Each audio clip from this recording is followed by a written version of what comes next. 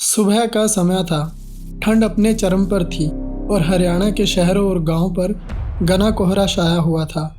ऐसा कोहरा जिसमें सामने सिर्फ 5-10 मीटर तक ही कुछ दिख रहा था। सड़कें शांत थी, लेकिन खामोशी के पीछे डर छुपा हुआ था। किसी को अंदाजा नहीं था कि आज का दिन इतना भारी पड़ने वाला है। रोहतक, हिसार, झज्जर, चरखी दादरी, भिवानी, एक के बाद एक खबरें आने लगी। कहीं ट्रक और कार टकरा गए, कहीं बसें एक दूसरे में घुस गई, कहीं स्कूल बस भी इस कोहरे की शिकार हो गई। नेशनल हाईवे पर गाड़ियों की लंबी लाइन एक दूसरे से टकराती चली गई। आग लगी, चीख पुकार हुई और कई जानें पल भर में चली गई।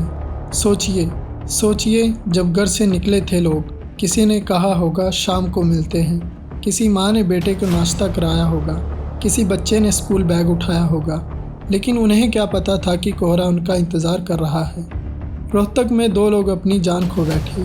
झज्जर में एक छात्रा टूर पर जा रही थी, लेकिन वह मंजिल तक नहीं पहुंच पाई। हिसार में भगवान की कृपा से 100 से ज़्यादा लोगों की जान बच गई, लेकिन एक पल की लापरवाही सब कुछ बदल सकती थी। ये केवल हादसे नहीं है, ये चेतावनी है। ये याद दिलाने के लिए है कि जब मौसम आँखों के सामने पर्दा डाल लेता है, तब हमें अपनी जिम्मेदारी समझनी चाहिए। गाड़ी तेज चलाना बहादुरी नहीं होती। Low beam headlight, indicator, horn का सही इस्तेमाल और सेफ दूरी रखना, ये सब आपको कमज़ोर नहीं बल्कि समझदार बनाता है।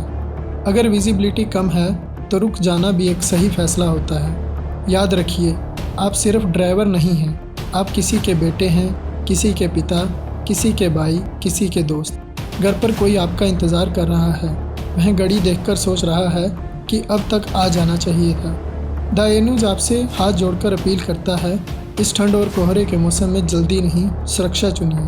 गाड़ी धीरे चलाइए, ज़रूरत ना हो तो सफ़र टाल दीजिए, और अगर रोड पर हैं तो सिर्फ अपनी नहीं दूसरों की ज़िंदगी का भी ख्याल रखिए, क्योंकि घर पहुंचना ही असली मंजिल है।